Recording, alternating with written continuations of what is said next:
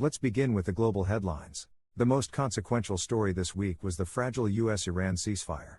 Negotiations to reopen the Strait of Hormuz are still underway, but no final settlement has been reached.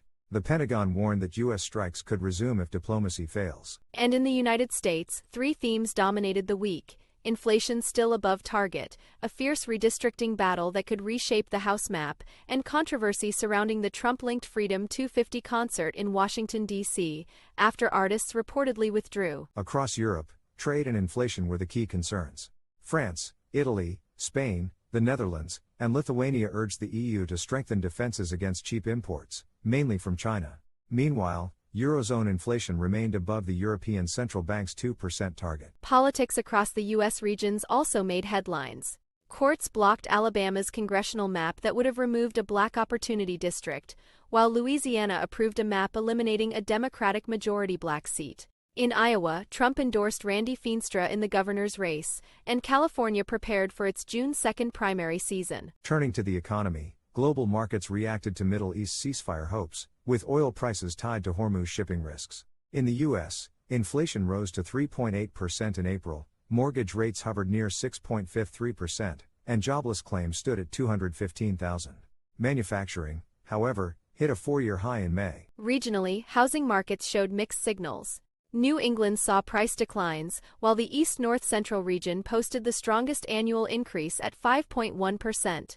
Texas crude production fell to a four-month low, and the Richmond Fed reported a jump in factory activity across the South Atlantic states. Entertainment and public life also made waves. At the French Open, Coco Gauff was knocked out at Roland Garros.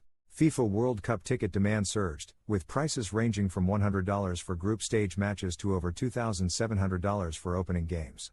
Concerns grew about fraud risks tied to high ticket and transport costs. And in Washington, the Freedom 250 event became the main entertainment headline after artist withdrawals. Memorial Day travel shaped public amenities nationwide, while California's primary season added political drama to the West Coast. Artificial intelligence was another major theme.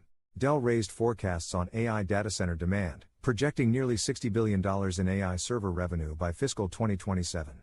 AI also entered U.S. politics as a potential wedge issue, while Tesla trainers expressed skepticism about self-driving readiness. World Cup excitement continued, with FIFA announcing Mexico City's opening ceremony performers: Alejandro Fernandez, Belinda, Danny Ocean, J Balvin, Lila Downs, Los Angeles Azules, Maná, and Tyla. A star-studded lineup for a global stage. Now, let's check the markets. Commodities slipped. Soybeans fell 0.44%. Coffee dropped 1.78%, and iron ore declined 0.4%. In the U.S., stocks gained. The Dow rose 0.68%, the S&P 500 climbed 0.91%, and the Nasdaq jumped 1.44%. Europe's major indexes slipped slightly, with the DAX down 0.3%, CAC 40 nearly flat, and FTSE 100 down 0.54%. Asia saw mixed results. Japan's Nikkei surged 4.2%, while Shanghai's SSE fell 1.4% and Hong Kong's Hang Seng dropped 1.72%. In South America, Argentina's Merval soared more than 11%, Chile's IPSA rose 2.12%, but Brazil's Ibovespa fell 1.38%.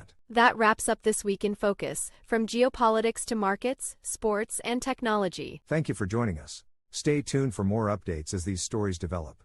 We'll see you next week.